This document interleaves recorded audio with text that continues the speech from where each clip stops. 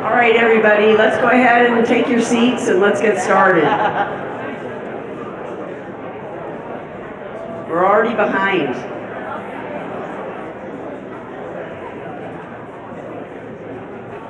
Good morning, everybody. How have you experienced Montrose so far? That was a little weak. Try it again. Well, those of us that live here in Montrose and in this region, we love it. And I have to say that this community is so generous and it's just so wonderful to live here. And we're so delighted to welcome you. And I wanted to thank Councilman down here, Dave, who has actually started this whole thing. And when he said, we've invited the opioid conference to Montrose, I'm like, really? Oh my gosh, all I can think of is that just stacks more work on top of work. But Councilman Frank did so, and I couldn't be happier. Glad to welcome you to Montrose. Thank you all who took time to come here, and I mean, everybody's busy. Some of you came great distances. Some of you got to see our airport and all the things going on with the airport. We have a huge expansion going on. But I want to give a special shout out to all the county commissioners that took time to travel great distances, and county commissioners have a lot of stuff to do, not that you don't, but I want you to give a round of applause for getting here, being here,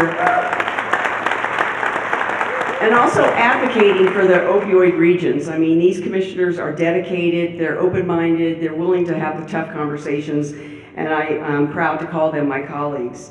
At times, our rural voices seem to get drowned out, and we sometimes feel like we're forgotten over here on the Western Slope, especially when it comes to policy matters that matter.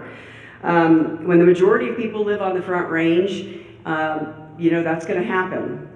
But that's why we have to fight even harder to get the credibility that we feel like we need here in the Western Slope. So sometimes we might seem a little cranky and curmudgeon-y, but it's because we're trying to do what's best for our communities. This conference provides the opportunity for all of us to be heard, to connect, to learn. Yesterday I learned things I didn't know before, and that is what this is about, is so that we can open our minds and be willing to hear things that maybe we didn't agree with or maybe we don't believe, but that we are able to change our minds for better things to come in our communities. A.G. Weiser yesterday talked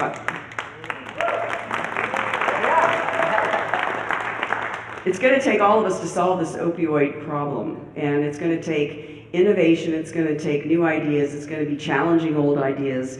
So I think that this is the group to get it done, and from what I saw yesterday, that is true.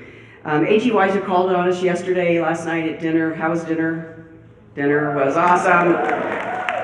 Sure beats the heck out of rubber chicken, doesn't it? A.G. Weiser called on us to connect and called this conference kind of let's connect. And you all got a cookie. Did everybody get a cookie? If you didn't, I know where the stash is. But we learned that each of our communities has to have to tackle different things. And we also learned that some of the communities in our state are already doing things that we need to do in our communities. So we need to learn from each other and take that let's connect literally, and make sure that we're not trying to invent the wheel, struggle to get through something, but that if somebody knows something and is doing something that's more innovative and more appropriate for our communities to solve this problem, let's steal the idea. I am shameless about not reinventing the wheel. I think it's important, and I think that we're the group to get that done. So I want you to take advantage of the expertise that's in the room. I'm always knocked out by what kinds of levels of understanding, education, and really just creative thought that when people come together, we can make that happen. So, you know, A.G. Weiser led this, this initiative, and I have to say, he listened, he learned, and he seeks always to understand others. And for that, will always be, forever be a benchmark for me for an elected official. I think that it's easy to say that elected officials are public servants, but we know that some of them don't really adhere to that.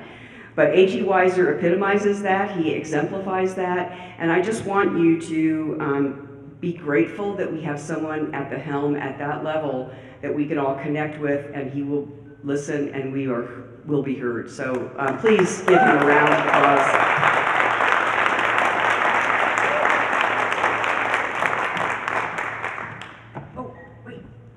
Don't forget the food trucks. After tonight, we have to meet out there with the food trucks, and we're going to really connect. What time is the food trucks? I don't know. 5:30. 4:30. 5:30. 5:30 for the food trucks. All right. All right. So this is a special community. I want everyone to take time to connect and to really soak this inspiration in. Because we're going to have this conference once a year, and one of the purposes is to leave people with a sense of real mission and to give people both valuable information but also inspiration. So I want to look a little bit at what we've done and a little bit of where we're going. First, a note of thank you to all of you, and I've got some specific people I do want to acknowledge. So start off, and we'll give our great Commissioner, Sue Hansen, a big round of applause for her leadership and support.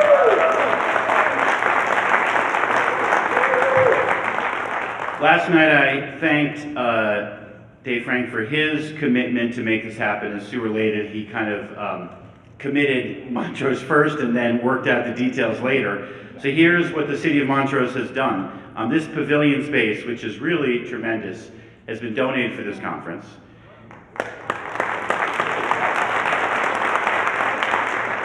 And among the exceptional help we've gotten from staff, the events manager, Katie Schroer, has been really helpful. Thank you, Katie. We also have the techs on staff here, Danny, Ryan, CJ, and Nate, who've been committed to helping us. Thank you all. Then the City of Montrose has offered their shuttle services, which I know have been very helpful to many, and then also the County of Montrose has donated time and money and countless hours, particularly Sue, who I've already acknowledged.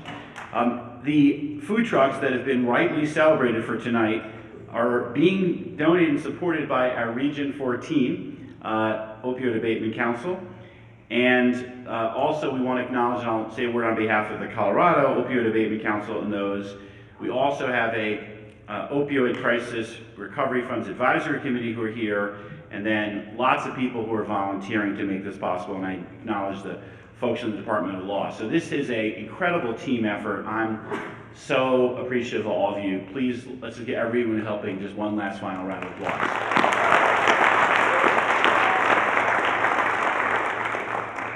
So I want to start, and Sue was kind to mention me, but it's really the culture at the Attorney General's office in the state of Colorado. I was just talking with Chief Gordon, who will be on the innovation panel shortly, and he reminds us that not everywhere can we rely on this level of true collaboration and asking, how can I help you? How can I learn from you? How can I support you?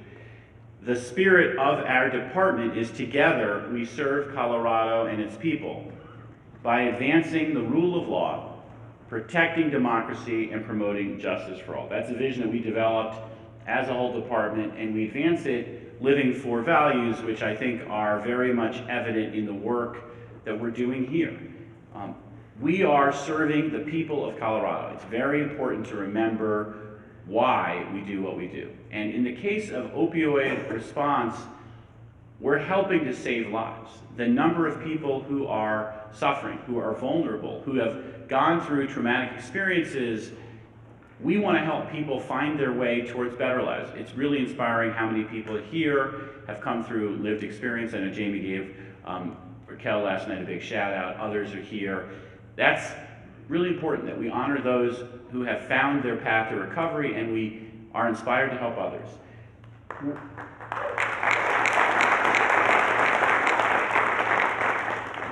We're principled in how we do this, and I wish it were every state in the union that made the commitment to be completely transparent and completely committed to ensuring that these funds are spent the way they're supposed to address this crisis. Sadly, there are articles about money being used for valuable things, police cars, but that's not exactly what the funds are supposed to be used for. In the tobacco settlement, the monies were, fair to say, hijacked for other purposes. And we have a youth vaping epidemic because we took our eye off the ball. We're going to stay focused in Colorado. We're going to stay grounded in the principle that the job is to respond to this crisis. As we do it, we're going to do it in a way that's innovative, learning from one another, trying new things, and that's better together, collaborative. Many of you remember this. In fact, some of you here are pictured here. This framework last night justly celebrated, and we got the Johns Hopkins School of Public Health Award for really building a team effort that is engaging people, following key principles, and is responding in a very thoughtful, very effective manner. This is a real accomplishment. We have a lot of work to do, and we've set ourselves up with a powerful foundation. So here's the story that we have, and you can look on the dashboard, and that's something that is really, to me, a powerful statement. We've already given out $33 million to the regions. Local governments have gotten $4 million. Again, Jamie, is that money that is independent local government, or some of that money may be going to the regions if they opt out? Some is going to the regions. And finally, we've been giving out this infrastructure share to help, as we noted, hard-hit regions. That number is about to get updated, as I announced shortly, the new infrastructure grants. What all of you, I believe, know, and what is important to know, is it's really easy to keep track of how this money is being spent. This is what the dashboard looks like. So you can go here for Region 13, for example, and you can see how much money they'll get over the 18 years. You can see how much money has already been received. You can see the plan, and then you'll be able to see the spending as that comes in as well. There's a great quote from Louis Brandeis, who's a former Supreme Court Justice. Transparency is among the best of disinfectants. If there's distrust out there about what's happening, there's no better way to address it than say, take a look for yourself. And as Commissioner Hansen mentioned, people may disagree about how some of the choices have been made, and that can be healthy, because the truth is there are a lot of options, and there's more valuable responses that we can do than we have money for. And so we have to be committed to learning, evaluating, relearning, reevaluating. We're going to launch, and this will be part of what we'll be sharing at the conference. I know we've got Kent McLennan here from Rise Above Colorado, and Kent has developed a really powerful concept that I would encourage all of you to take back to your communities. You often hear it referred as a norming campaign. Here's an important point. 87% of Colorado youth would try to protect a friend from getting a pill that could contain fentanyl. And we'll hear from people who have lost kids to these pills. If any kid of any of us is offered a Xanax, it is exceedingly likely that what they are being given is fentanyl with an amount that can kill them. We are living at a time that is more dangerous for kids than may have ever existed, certainly more than we were growing up.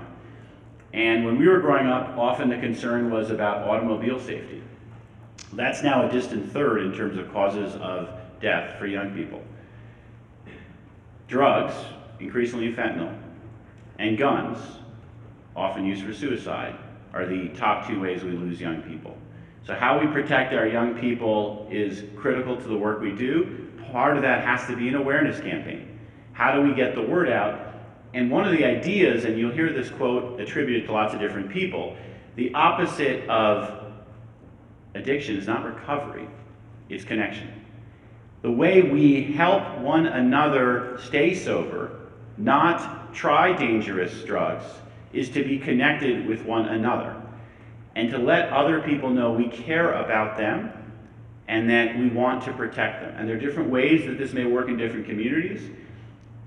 This is a campaign that we'll talk about. We're going to also work hard on how do we prevent drugs from being so accessible, whether it's an effort you'll hear about on Friday that our office has worked on, getting social media platforms to be more responsible and make it less easy to order drugs like people might order pizza.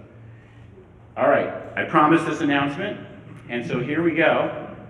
Hot off the press, and I believe there literally will be a press release today, our infrastructure awards. And again, for people who weren't there at the creation, this was a very collaborative process to build the framework.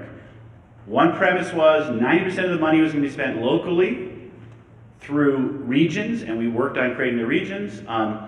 As Michelle Barnes and I struggled at the time, we don't just have one set of regions in Colorado, we may have multitudes, so these regions don't look like every other region, and that's how we roll in Colorado. We also wanted to make sure that regions that were less set up because they, for example, Denver's got their own public health department, they're ready to go.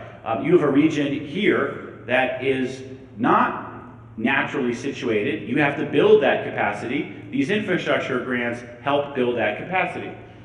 So one of these is a really powerful experiment. I mentioned young people, what's happening at the Colorado Charter School Institute, which is committing to helping young people stay clean. And then, yeah, give them a round of applause.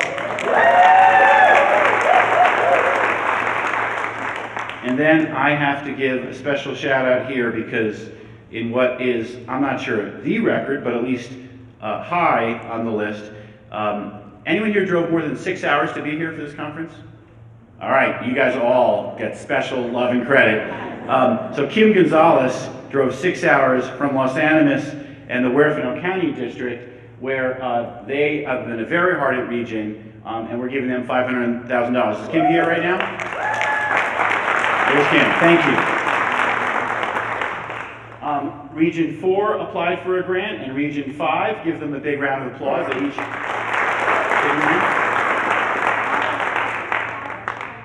What's that? Probably also over 6 hours to get here too, right? From, yes, they're in the 6-hour club. And then this, again, really great collaborative story, and this is something that I mentioned last night, and I'll underline it again. We absolutely do have, and Sue mentioned this, a rural-urban divide.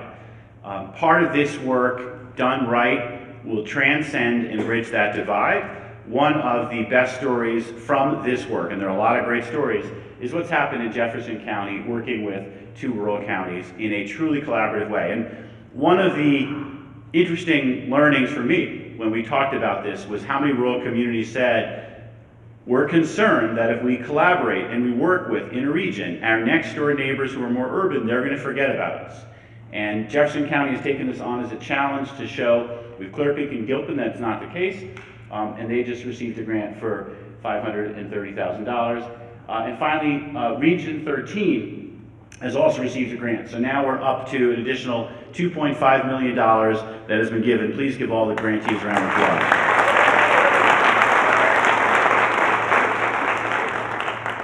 We're going to look towards sharing the learnings from the different grants that are being made. And in the state level, that's 10% of the grants. We're getting ready, and this announcement will come in the fall, for a set of innovation grants to encourage experiments that we can all learn from and to put into place effective strategies. At our conference next year, we'll be able to reflect more about that. In the panel shortly, we'll talk about some of the spirit and work of innovation. I want to take a minute here. It actually is relevant to what's happening here in Montrose, and I know that both Councilman Frank and Commissioner Hansen are involved. We have a challenge in our society Do we show up as fellow citizens who listen to one another, or do we show up as people who are engaged in what you might call demonization or polarization? There are a lot of forces, and social media is a particular one, that drive greater demonization, drive divides between people. We at the Department of Law worked hard on something we call the Ginsburg-Scalia Initiative, taking a cue from two Supreme Court justices who I got to see firsthand work together in a respectful way, learning from one another. They didn't always agree, but they were always agreeable and always respectful. Indeed, even had a sense of humor. The question that we wanted to test is, could we put together Coloradans from across the state with different viewpoints and have an hour conversation that would model that type of respectful engagement? We created a documentary based on this Unified Colorado Challenge. It is now being developed and used for civics education, something that we don't have enough of. I believe all the work you're doing and how you're doing it is in this spirit and is a model of civic engagement. And there's a project you can ask either Sue or Dave about it here in Montrose that is involving a civic assembly based on the same principles. We desperately need more of that.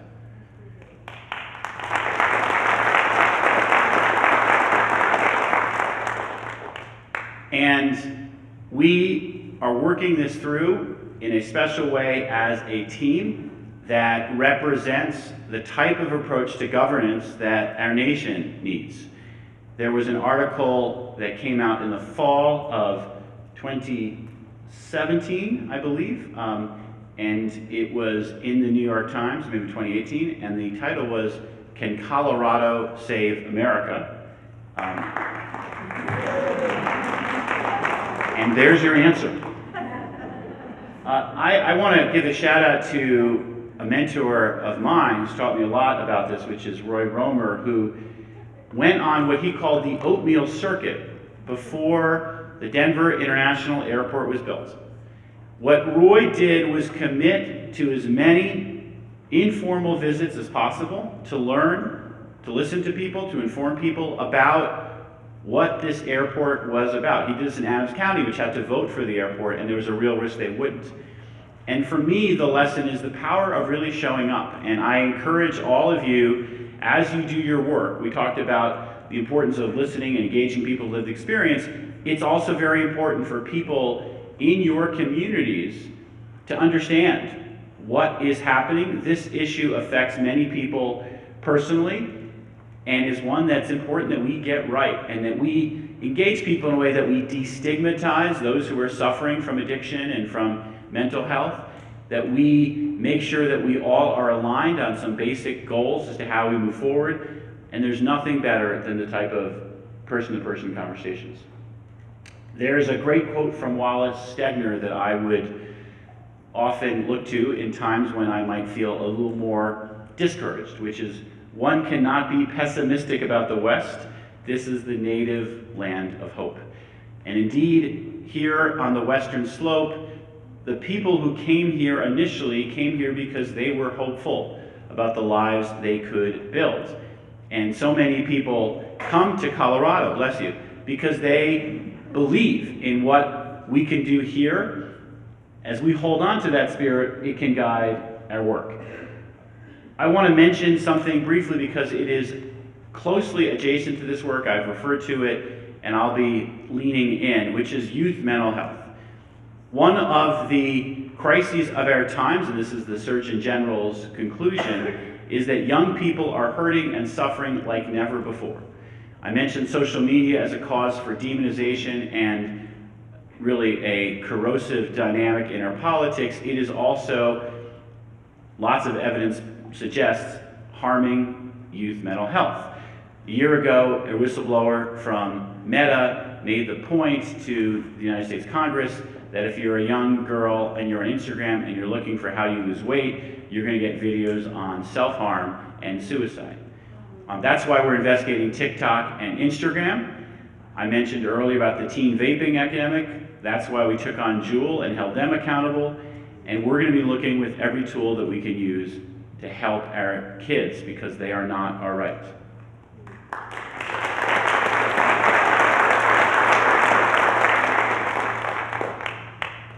So we are thrilled to have such a great leadership team.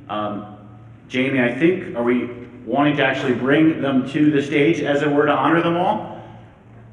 Yes, if everyone could come up to the stage that's on any of our councils for the state. So that's Colorado Opioid Abatement Council, the Opioid Crisis Recovery Funds Advisory Committee. We did not come up with that name, I just want to be clear. So the OCRF. Or we would say the Substance Abuse Trend and Response Task Force. So if you're on any of those, we'd love to have you on the stage to get a picture with the Attorney General Phil Weiser. So while people come up, let me just thank everyone who's volunteering their time in so many ways. Lots of you are here from the regional councils. We're bringing up those who are working on the state level. It is such an honor to work with such extraordinary public servants. So let's get the whole team together.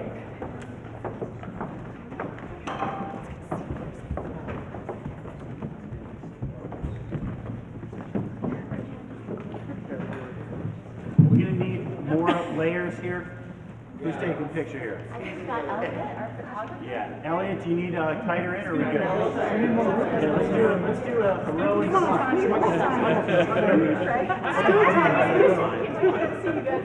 yeah, the back one, I don't know if that works there. If you can see the camera, it can see you.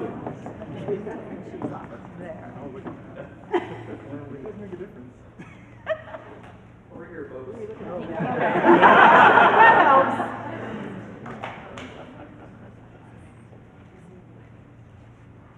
All right, thank you.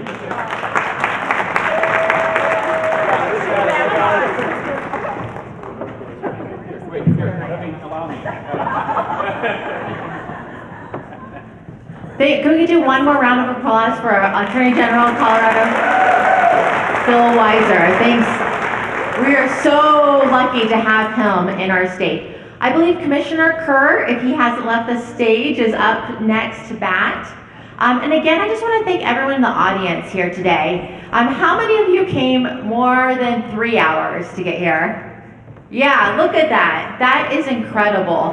And I want you to just take a moment to think what you want to get out of this conference, because you spent your precious time driving, maybe listening to some good music, listening to a podcast, but still your precious time to be here. And so I want to make sure that you are getting what you need. So throughout this conference, make sure if you need to go outside, get some fresh air, that you're doing what you need, or to network too, because we have an excellent agenda today, a variety of speakers, and we also want to make sure that there's time for networking. So please get out in the sun if you need, and remember that the purpose here today is for us to connect.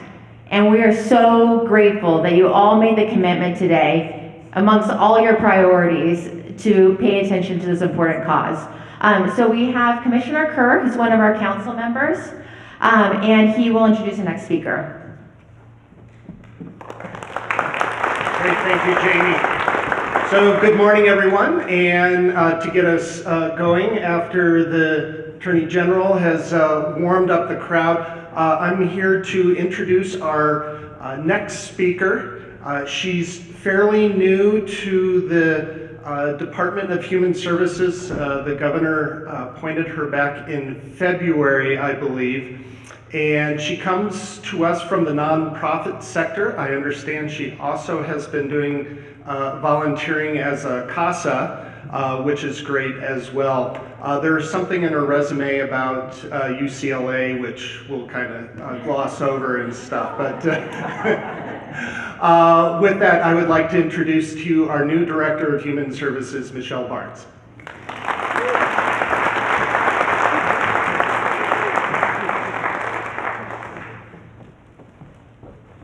Good morning.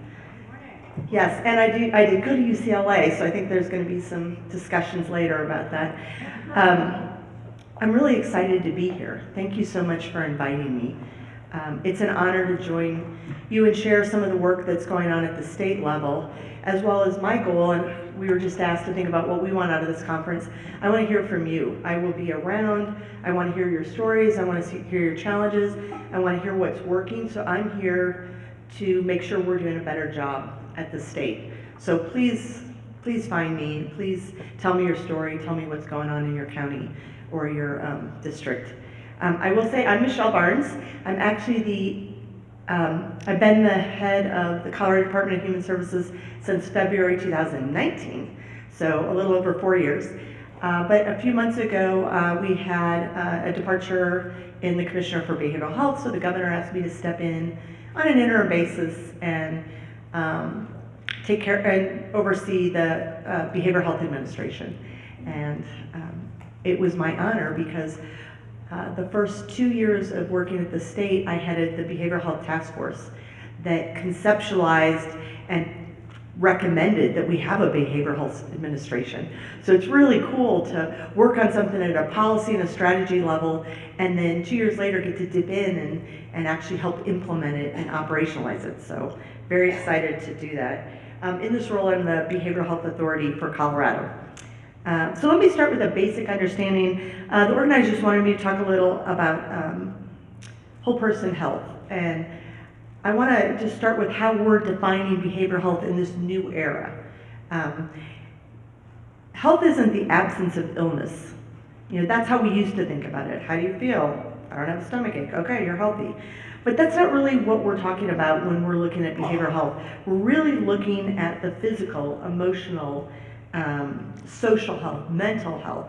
It's the whole thing. Just because you're physically all right doesn't mean that your soul's at peace or that you're living your best life. We're really hoping that this new way of looking at behavioral health in Colorado and across the nation, by the way, really acknowledges that mind-body connection. The science is clear. What's going on in your head and your heart is directly correlated to how you feel.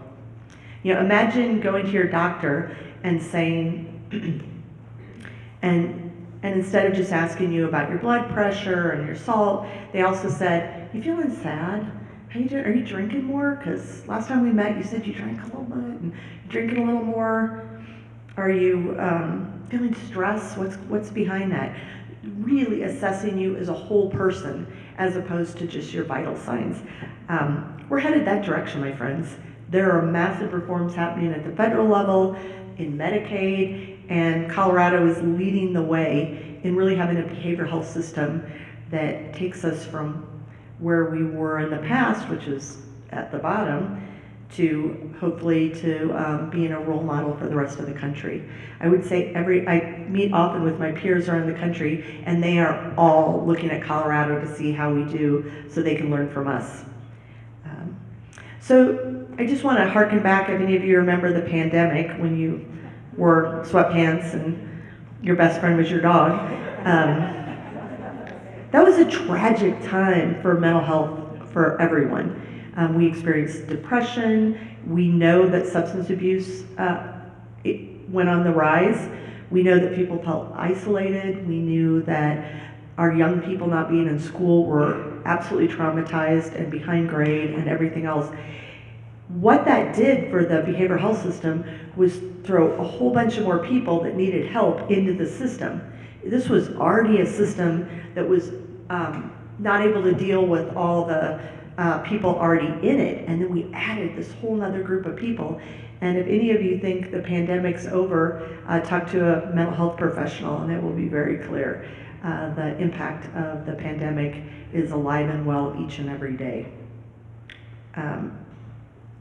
So let me tell you what the Behavioral Health Administration, it's a new agency, been around about 1.5 years, what we're doing to help this. So BHA, just so you know, is kind of a policy, licensing, grant-making body. There's about 100 people in it. We don't provide any direct services. What we do is get money from the feds, money from the states, and we figure out the system that'll work to best make that money have outcomes for consumers. So we're there to set policy, set system reform, and then get the money out.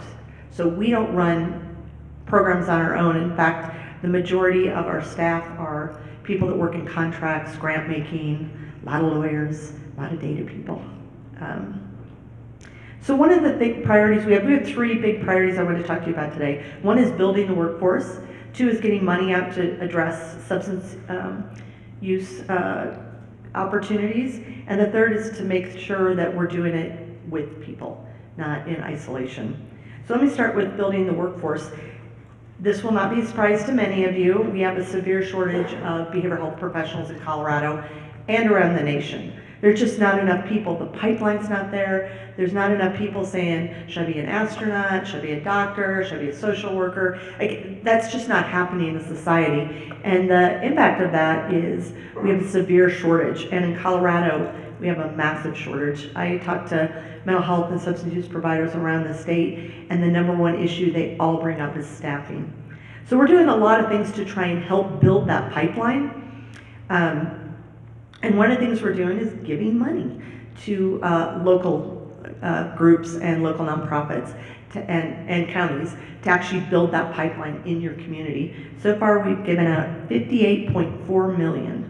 It's a lot of money. This is all ARPA funds. We didn't keep any of it. The money went completely through a grant program to communities to do partnerships with community colleges, to do pipeline programs, to support their local mental health providers. So we are getting money out. So the money's just been rolling the last few months because it takes time to get money out. So we're hoping to see some impact soon. Happy if any of you want to know what's come to your community, just let me know and I'll get you the data. The other thing, one of the things we're finding people are using that money for is hiring additional staff, building out additional inpatient, outpatient beds. Attorney General Weiser talked about adolescents. We have a massive challenge with treatment facilities for our young people. And a lot of that money is going towards addressing that issue too. We're also looking to diversify the workforce. So some of the grants have gone to create pipeline programs that'll help us get a workforce that reflects the diversity of the state of Colorado. And that's something long overdue, very long overdue. And we're just starting that, so I'm hoping over the next few years, if you're Native American, for example, when you seek out help, you're able to talk to a therapist that understands your world, understands your culture, understands your situation, because it'll be a lot more successful interaction for you. And we're not, yeah, thank you. This is why I love my job. And over the next couple of months, we have 14 million more coming out. So again, grab me if you want to talk about your community. We're also doing, if you're in the social work or behavioral health field, you have a lot of continuing ed. Like things are happening nonstop, and it's really expensive when, it's probably no surprise to any of you, these are not high-paying jobs. The continuing ed is really expensive. So we're putting together a learning management system for Colorado where a lot of the continuing ed will be on an online system free to anybody in the field. So if you need an extra certification or continuing ed, you'll be able to go online and get that at no cost to you. And you can put your sweatpants back on and do it from home in the privacy of your kid's room, right? So that's coming out. It's pretty exhaustive. We're partnering with a lot of health providers around the state to put this together, and it'll launch in January 2024. And finally, I talked about diversifying the workforce. When I was chairing the Behavioral Health Task Force, we went around the state and spent a year meeting with communities all over the state. And one community meeting really stands out to me. We met with members of the deafblind, and blind communities. And they were explaining that it's almost impossible for them to get services, whether it's substance abuse or mental health, because of not just the language barrier, but there's so much lost in interpretation. I remember a gentleman who was deafblind saying he had to bring his son to his therapy thing to translate for him. And he said, so you can imagine how honest I was when my son's doing the translation. And it's really a tragedy that we have all these communities in Colorado that can't even access the systems we have now. So we're focusing on getting funding out to create more and more opportunities to create a behavioral health workforce that looks like Colorado. Second thing I want to talk about is addressing substance use disorder needs. We have put out already $15 million in grants to stabilize and retain people in this field. It may sound like a lot of money. It's not a lot of money considering how much need there is in that field, but we are getting money out as fast as we can to try and help stabilize that workforce.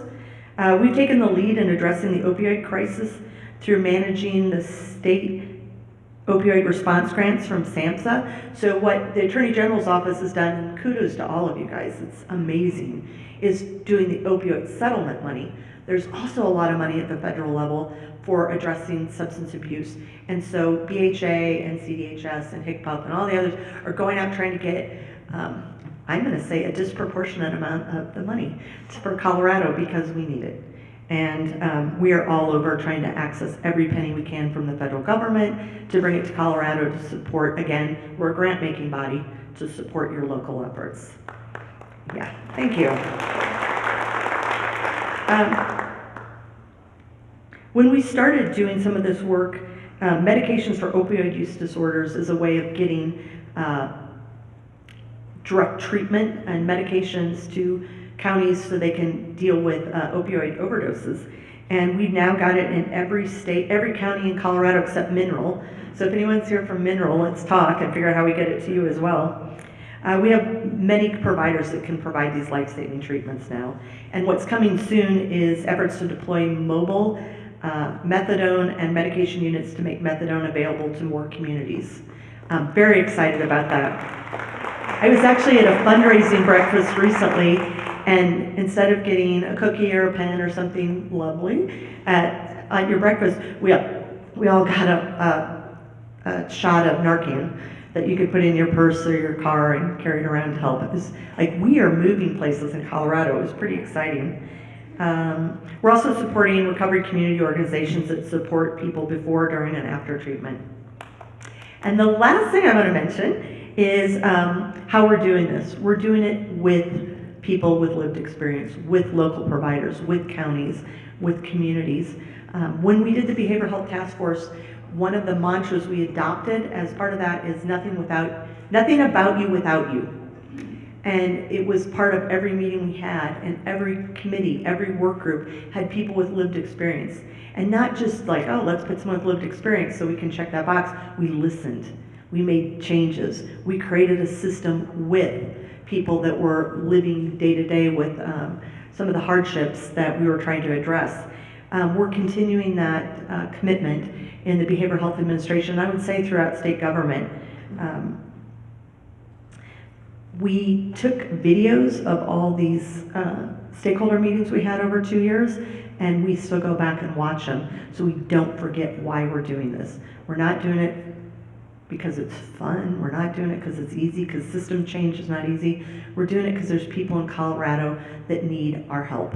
And I thank each one of you for doing your part to help improve life for people who need these vital services. We've created, fundamental to our agencies, we have a Behavioral Health Advisory Council that that informs the commissioner on the work that we're doing and priorities, and that's fundamental to what we do. And I don't know if she's still here because I have my reading glasses on. Our co-chair is here, Raquel, Garcia. I think she's here. We've also been going out and doing a lot of road trips throughout Colorado to talk to people about rules around things like BASOs. If you've never heard of a BASO, don't be sad. If you have heard about it and are confused, I'll be at the food trucks tonight. I'm happy to talk to anyone about it. We've been doing a lot of town halls, provider convenings, and many, many site visits. There is a member of the BHA staff on site at a different provider every day, including myself. I've never turned down an opportunity to learn and see what's going on in communities, so feel free to invite me. We feel like this is the only way to do true behavioral health transformation, is to really do the heavy lifting, not the whiteboarding in an ivory tower, but do the dirty work, get into it, negotiate, disagree respectfully, come back, do iterations. And I'm really excited about where this is going for Colorado. By embracing this lived experience and investing in our workforce, we're really building a healthcare system for Colorado that not only treats illness, but also nurtures the entirety of the human experience. So here's my shameless pitch. If this sounds interesting, as I said, I'm the Interim Commissioner for Behavioral Health, and we are doing a search for the Permanent Commissioner of Behavioral Health. If this sounds exciting and maybe you want to lead it, or maybe you want to be one of the deputy directors under this person, we are actively recruiting right now. And again, find me or go to the website. We're already starting interviews for these positions, so please consider it, or consider a friend that might be a good fit for it. So I just want to let you know I am passionate about what Colorado is doing. We are not there yet. We have a ways to go.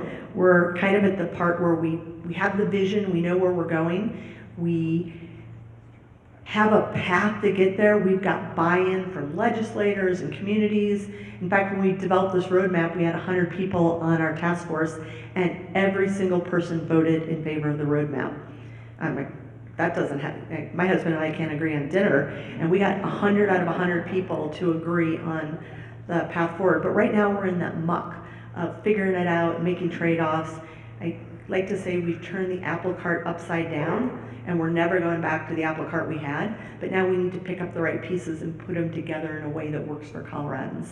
And leave some of the bruised ones on the ground and add some oranges and bananas and really make it a food cart that'll work for all Coloradans. So on that note, I will be at the food truck tonight, so please reach out to me. I can talk about any details specifically about your county, but I would like to hear from you. I would like to hear your stories. If you think there's something we're missing, let me know. We can, we are dynamic and agile, and things are being developed on a day-by-day basis. So I look forward to meeting many of you and to hearing from you. So thanks for including me in the BHA today.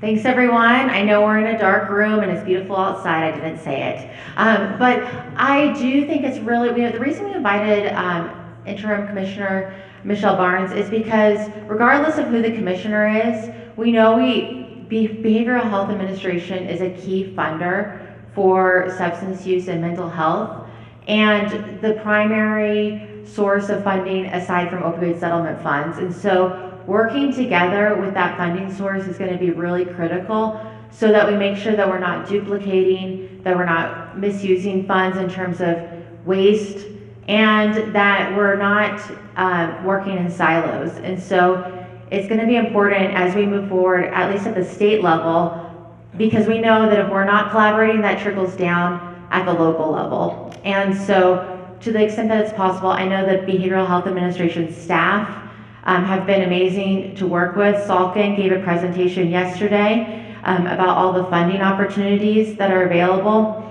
And behind the scenes are working regularly to share how can we think through grant opportunities being easier to access? How can opioid settlement funds be similar to what the Behavioral Health Administration grants look like so that you as an applicant are not having to wade through two very different looking processes.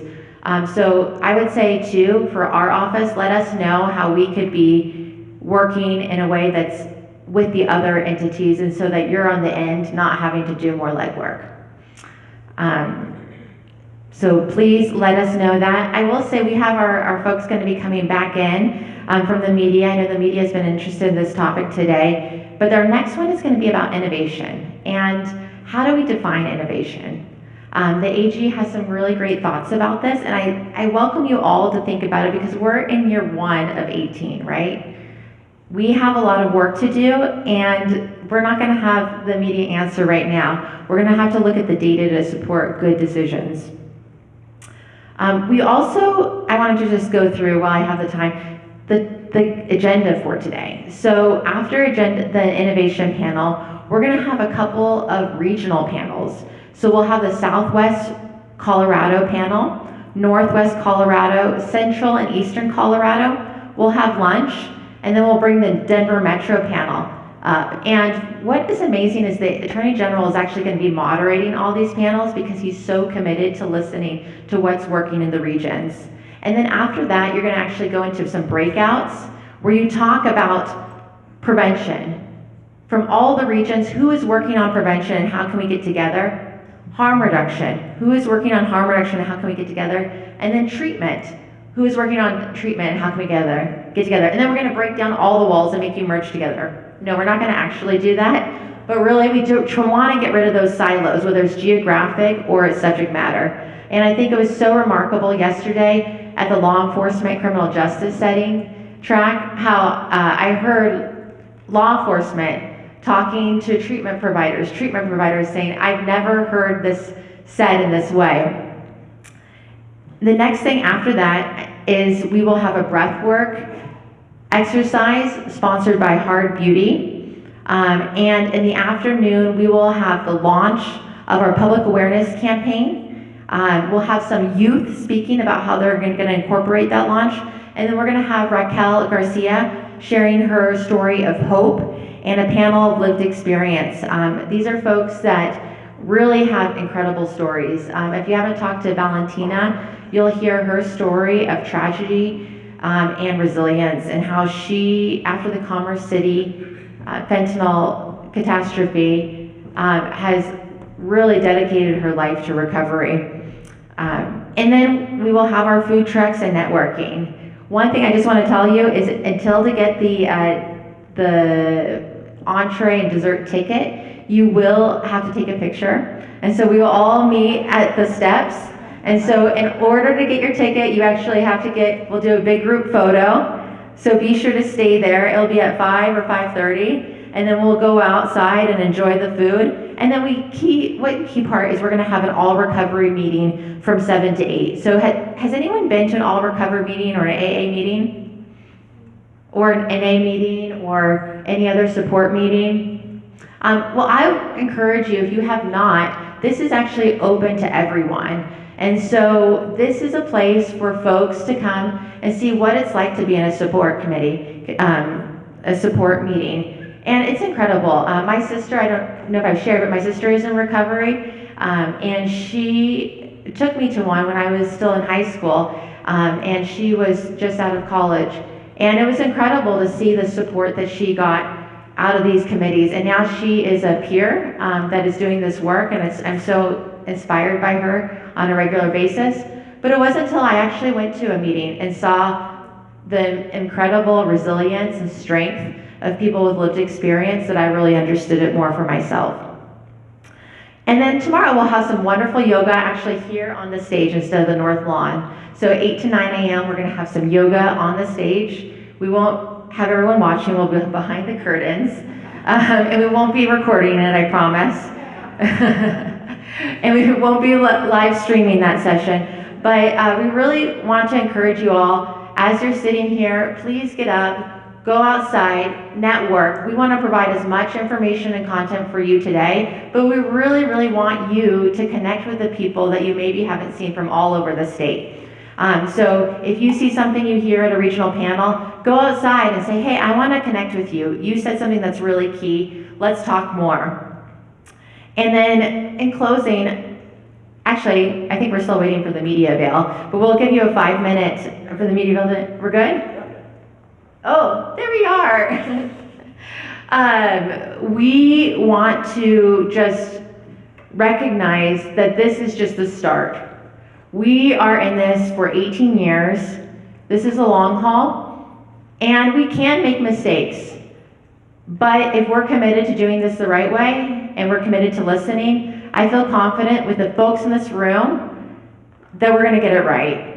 And my goal is that next year, we have 3 times as many people in this room, because we can't be enough, right? We need more people at the table. This tent is big. We need all hands on deck, and our people are dying, every day as a result of this, and we'll hear some of those stories. We need everyone. We need all of your energy, all of your passion, and we need it now, urgently. This is an urgent crisis, and we can't delay any longer. So with that, I'm going to welcome Colorado Attorney General Phil Weiser for our innovation panel.